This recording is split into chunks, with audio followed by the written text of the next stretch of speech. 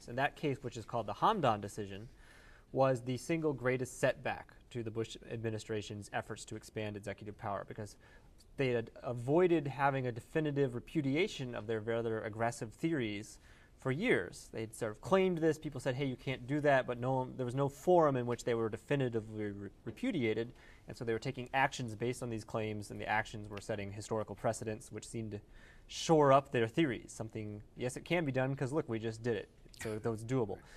But in the Hamdam case, the Supreme Court said, no, you've got to obey a law passed by Congress, and you've got to obey the Geneva Conventions, at least Common Article 3, which guarantee fair trials. And so that was a big deal. And it was sort of, for the people who are critics of the Bush administration's legal theories, it was sort of hailed as, well, now normalcy has returned.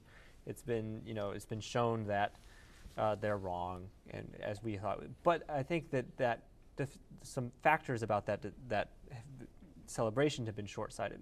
One of them is that because of one-party rule in Congress, the administration was very quickly able to roll back that decision on a specific grounds by, in fact, Congress just set military commissions back up for them.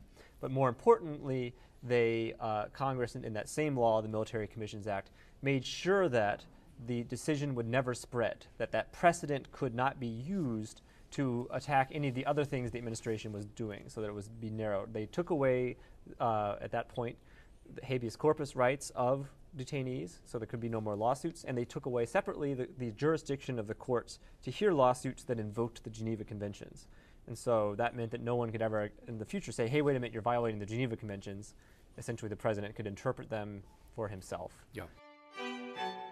This excerpt is brought to you by the Massachusetts School of Law, the leader of reform in legal education and a leader in multimedia education for the public.